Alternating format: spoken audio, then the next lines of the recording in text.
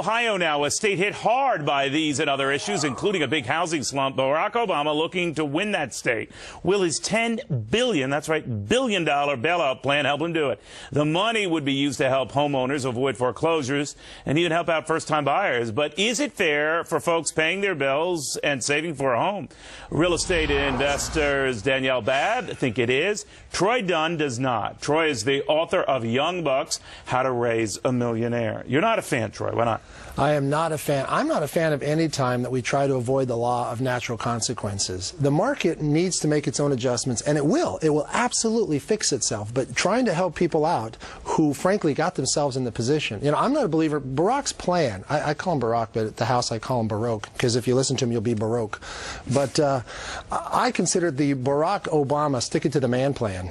And it's the stick it to the man plan because he's trying to find fault with everyone except those who actually made the purchases. It's as if you went to Macy's and bought a lot of stuff and got home and went, holy smokes, this is a lot of credit card debt. I should make Macy's pay for this. And we're now literally doing that in the housing market. We're trying to get the banks who loaned us the money to say, you know what, you guys should not have given me that money. You should have known that. Danielle, what do you make of that? That this isn't solving the problem, this is patronizing.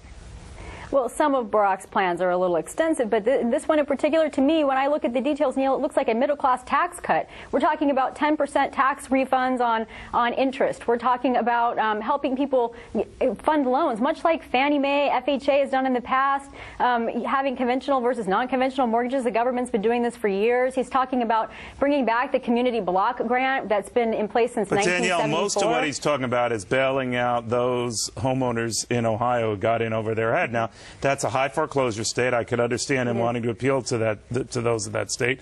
But most in Ohio are not in that pickle. There is a high percentage who are, but 95% are not in that position in Ohio. Right, but his plan is actually being paid for by using funds from lenders that are doing things that are illegal or are not ethical. You don't think taxpayers are going to foot the bill for that?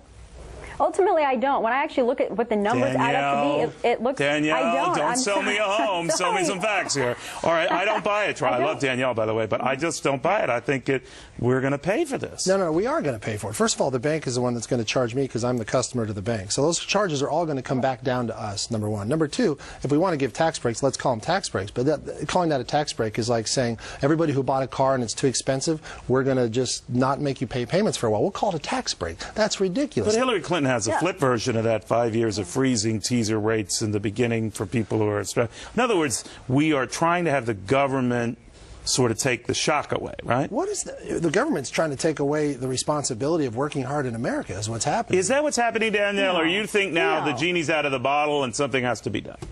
Yeah, you know, I think it comes down to this. Look, people are going to lose their homes regardless. We've got mortgage rates doubling on people for each quarter in this coming year for 2008. Danielle, what if you let that happen? Mm-hmm.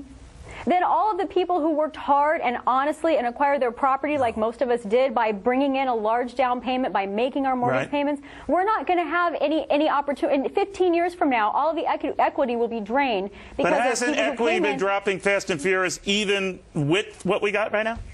No, it hasn't. The nationwide depreciation has been about 10%. I don't know. Troy, what do you make of that? If we let this happen, we're actually going to repeat the cycle again. You know, everybody says now, well, I didn't see this thing coming. I never saw it coming. Well, let me just tell you right now, we now can see it about to come again, which is Barack wants to give money to people who really shouldn't. He's even talking about first-time home buyers. You know, to me, that's what a wedding reception was for. You got your friends and family to give you money to buy a house. You don't beat up the taxpayers and make them give you your down payment. I thought I was the only groom who did that. No. All right, quick, Dani, quick response.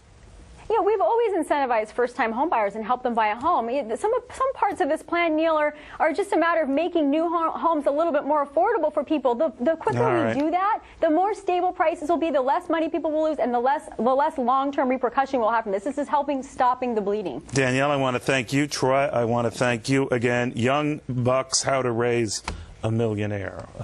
I could maybe just give the money. I don't know. All right. Well, that satellite shoot down is imminent as long as Mother Nature holds out. Why blowing this